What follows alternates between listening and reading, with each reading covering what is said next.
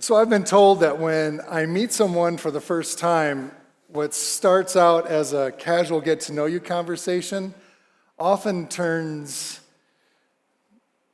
into an interview and then sometimes an interrogation. Now, I just wanted to get to know a little bit more about you, but now I know your last 5 jobs, your kids' names, and that thing that you did in Vegas that probably should have stayed in Vegas. We sometimes think of detectives as brilliant minds solving crimes with sheer intellect and logic, sort of like that character Olivia Benson from SVU. I agree. But the truth is, the very best detectives don't just rely on evidence, they rely on people. There are 3 essential qualities that separate a good detective from a great one: deep listening, a relentless commitment to preparation, and empathy. Let's start with listening. We are filled with conversation and we love to hear ourselves talk.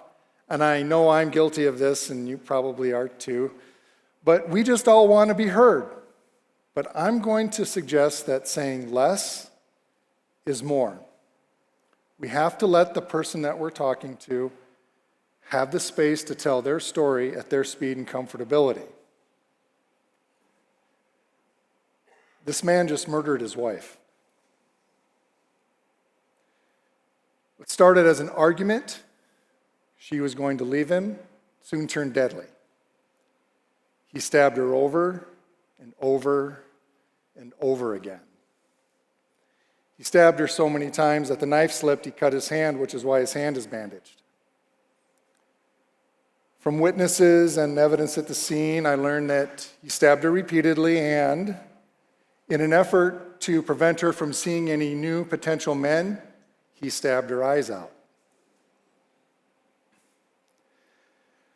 It was a horrific and bloody scene. The kids were present. It was chaotic and emotional. And the family was asking why this happened, and I had just left the family. I was struggling with my own emotions,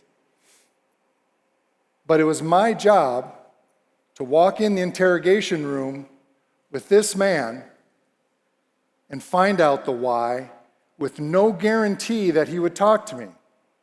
So, I opened the door, I walked in, sat down, and said, nothing.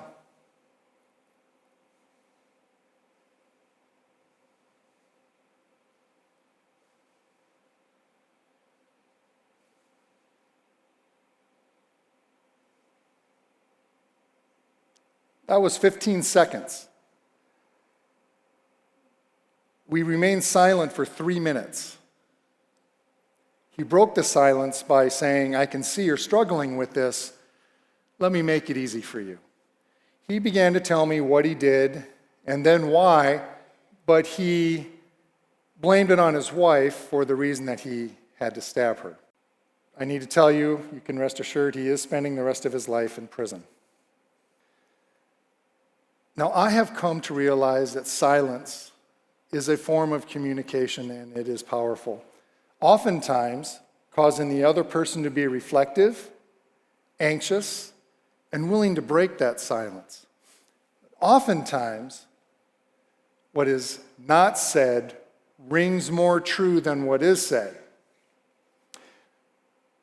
Now imagine this. A detective calls you at your work, asks you to come to the police department. He meets you in the lobby.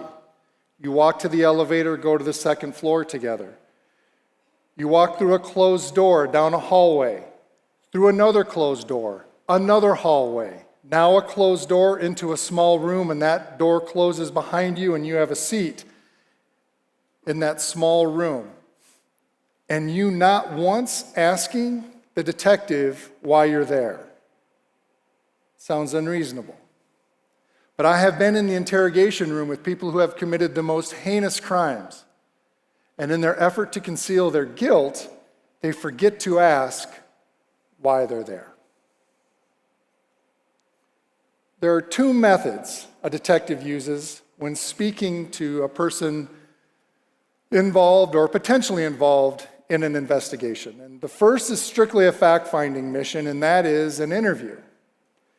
Now, I don't know what the other person's going to say, and I don't know the answers to the questions that I'm asking, which is why I'm asking them. And I only want to find out who, what, where, when, and why. Now, the other form of contact is an interrogation. Unlike an interview, this can only happen when I know the answers. The investigation told me the truth. The truth has been revealed. And now sitting before me is the person responsible. My sole purpose is to help this person admit their guilt. The second trait, a great detective needs the willingness to put in the time for homework and preparation. And this means learning everything possible about a case. Not only the details of the case, but everything about the people involved in the case. And that also means not just talking to the people themselves, but to the people who know them the best, such as their associates, their friends, their coworkers, their employers, their neighbors. But information isn't just found in talking to people, it's also found in social media posts, cell phone records, tower data, housing information, search warrants, and so much more. The truth is, cases aren't solved by luck, they're solved by preparation. Now come with me as I take you through the most challenging and complicated homicide case that I have investigated. Two of these young men planned a residential burglary. Two of them carried out the plan, and one of them pulled the trigger. By looking at the pictures, you can't tell which one, but when this investigation started, I had no idea who was responsible. So here's the story. 5 young men and a woman were involved in the buying, selling, and distribution of drugs. They were successful. They were so successful that they started a business to launder their money. But one of the 5 in particular was most successful of all, and it was rumored that he had a large sum of cash stashed away in shoeboxes in his bedroom. 2 of the 5 wanted that money. So they recruited 2 other people outside of their group to break into the house. They were promised a cut of whatever that they would steal. They were given a handgun and told what time of day would be best to break into the house. So they broke into the utility room of the house through an exterior window. But they made so much noise that the victim was standing there waiting for them when they crawled through the window. Now, our victim had no idea who these 2 people were, and as you can imagine, a fight soon broke out. Unexpectedly, the victim's father arrived home early from work. He ran downstairs to help his son, who he could see was in danger. Now the intruders are losing the fight. One of them produces the handgun, shoots the father, critically wounding him, and fatally shoots the son. Now, what made this case challenging is that the people involved in the case are also involved in the drug world, and getting a straight answer from anyone was almost impossible. Now, a typical case involves 1 to 2 suspects, handful of witnesses. This case involved well over 100 people in state and federal agencies, and solving this case involved a large amount of work learning about each person involved, how they went about their daily lives, and how their lives intersected with the victim. And the reason I needed to prepare so well, know the case inside and out, know the people, is so that I could tell when they were telling me the truth and when they were lying to me. The cardinal rule of an interrogation is that we only ask questions that we already know the answer to. Now, we've all seen it on television. You probably know who this guy is. Grizzled detective, overconfident suspect, and the detective just starts making wild accusations, asking random questions. Truth is, a real interrogation never includes an accusation because we only ask questions that we already know the answer to. So the purpose of this is so that the suspect understands that there's nowhere to go but to tell the truth. Empathy. It's the last trait. Investigators need to put themselves in the shoes of the people that they're speaking to. Hear what they hear, see what they see, feel what they feel. It's important to see things from other people's point of view. Now, this can be challenging. How does one have empathy for someone who just murdered a child, killed their spouse, or seriously hurt another human being? How do we do this? One can't fake empathy.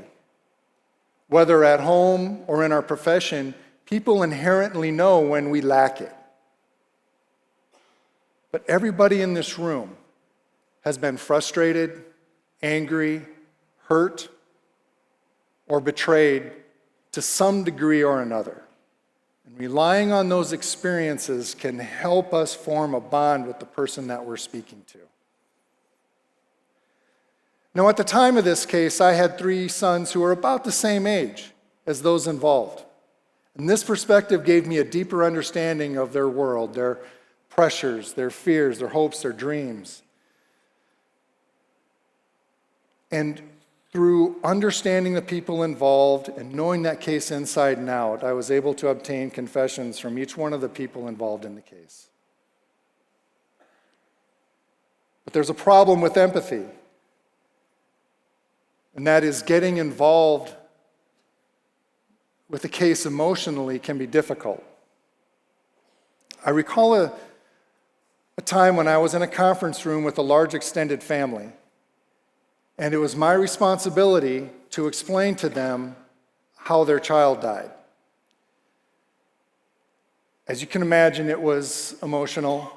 There were tears, and the parents were so upset. They were crying. I made eye contact with the parents, and for the first time in my career, I started to cry, and I couldn't stop. Even those who show up for us at our lowest moments carry their own unseen burdens. Woven throughout these qualities is patience. And so much of my job and life in general is about patience. Patience with my spouse, coworkers, witnesses, victims, myself, and even the evidence. And I can't force someone to talk to me. They have to be in the right place mentally and emotionally, and they have to be willing to cooperate. But what I've learned about being a detective isn't just about solving crimes, it's about understanding people. So in business, listening is the difference between closing a deal and losing a client. And the best leaders don't just talk, they listen to what is not being said. In relationships, preparation means knowing the people around you so you can show up for them in the way that they need you. And empathy is the foundation of trust. Whether you're leading a team, raising a family, or just trying to make sense of this world, seeing things from another person's perspective makes all the difference. So, the next time you're in a conversation at home or at work, I challenge you. Say less. Listen more. Prepare well. Lead with empathy. Because whether you're solving crimes or simply navigating life, these are truly the qualities that make a difference.